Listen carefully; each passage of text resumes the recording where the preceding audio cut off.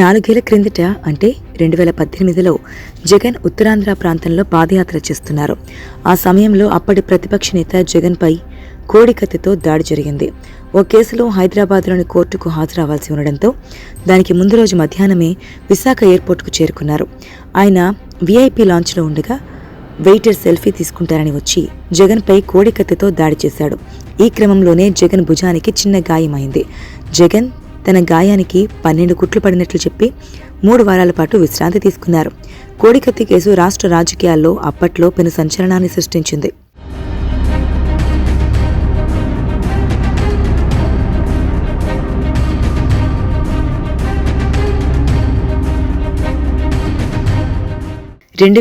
ఎన్నికల్లో లబ్ధి కోసం ప్రశాంత్ కిషోర్ డైరెక్షన్లో కోడికత్తి దాడి కుట్ర చేసినట్లు ఎన్ఐఏ ఛార్జ్షీట్తో జగన్ రెడ్డి బండారం బట్టబయలైంది. తన కుట్రను కప్పిపుచ్చుకోవడానికి టీడీపీపై బురద వేశారని మాజీ మంత్రి జవహర్ అన్నారు. తన అధికారం కోసం ఒక దళిత యువకుడిని జైలు పాలు చేసి కుటుంబాన్ని అవస్థపాలు చేశారని జవహర్ విమర్శించారు.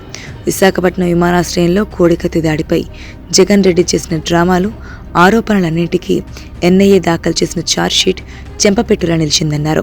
ఎన్ఐఏ అసలు విచారణ జరపలేదంటూ కోర్టుకు వెళ్లకుండా డ్రామాలాడిన జగన్ రెడ్డి ఇప్పుడేం సమాధానం చెబుతారని ప్రశ్నించారు. ఘటన జరిగినప్పుడు చంద్రబాబు చేయించారని వైసీపీ ఆరోపణలు చేసిందన్నారు.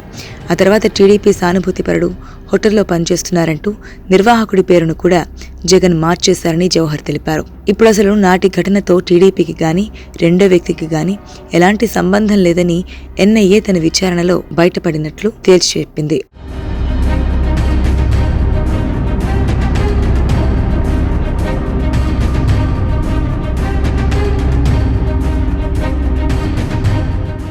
ఏదో ఒక విధంగా వైసీపీ కుట్రలు చేయడం, దాన్ని ఇతరులపైకి నెట్టేయడం జగన్కు అలవాటుగా మారిందని జవహర్ ఆరోపించారు.